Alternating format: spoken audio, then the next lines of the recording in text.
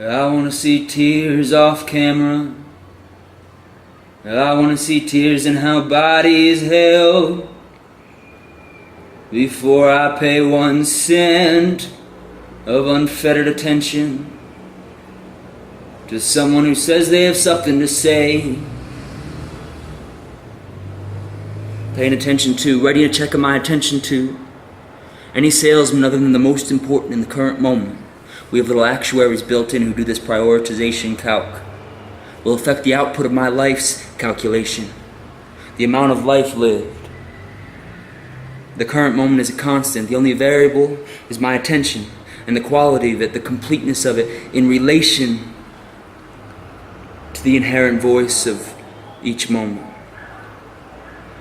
Every ounce of this live commodity we have rippling through the roadways of veins in our arms, our face, our fingers, our feet, our chests, our groins, directed toward the broadcast of someone who says they have something to say but has nothing to say, i.e., a politician politicking, a priest who has yet to feel, a parent more interested in control than soul, or ourself when questioning the validity of our own breath. Our anatomical structure is calculable loss. X, 1/2 of the XY calculation of our life drops, even as the other remains constant, resulting in a lower product for that packet of time and choice. And that moment of life is literally in the books, the calculation complete and registered in my heart, setting up the exchange program between squandered attention and grief. Our heart's response to the difference between each moment's calculations, actual result, and what its potential was. The digestion of unused power through the phenomenon of grief. Like bees turning nectar into honey, except we start with the honey, misuse it, and must recover it, like getting the Ohio River back from the industry. First through its transformation into cubes of grief, then through the slow consumption and articulation of that chicken broth via prayer, like calling out of the bodily structure in which we are contained.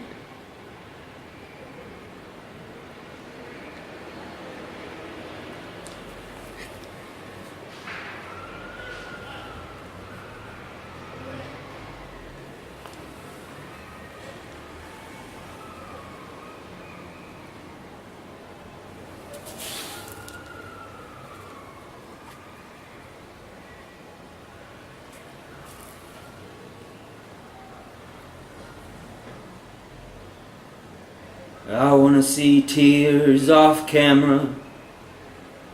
I wanna see tears in how body is held before I pay 1 cent of unfettered attention to someone who says they have something to say.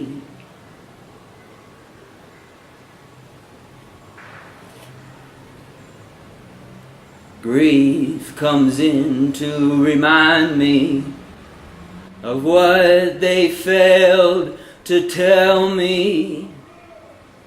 My attention is sufficient to create the life I'm meant to live. And like power comes back on after storm moves through, so our power strips begin to pump glimmer back into our eyes after the storm of grief moves through us, restoring down power lines and rebuilding our reactors as if we had no one on our side. Grief is a magician. She's a trained engineer. She's a belly dancer. She is wind. She is mischievous arm of God. She is God's most independent and rambunctious arm.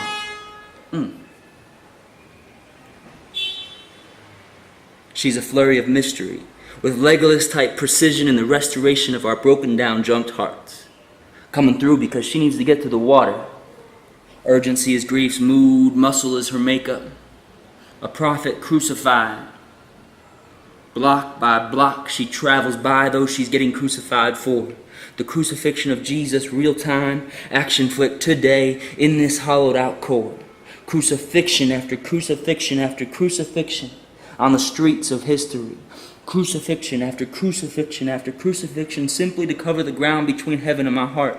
Because if she doesn't touch this smoked out, terrified, and prepared to suffer more mini soul with the liquid electricity of her grief, another light will turn out and become unrecognizable in a sea of turned out lights, one large turned out light, but with the infusion of her ridiculously uncompromised concern for me, an arrogant and hard to pop iteration of a name.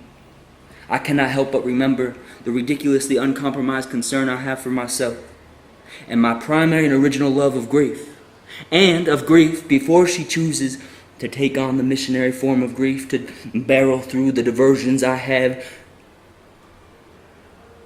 booby-trapped for deserts around my pain, to retrieve my needed and royal uniquity buried beneath my legacy and lingering loyalty to the people I forgot myself within.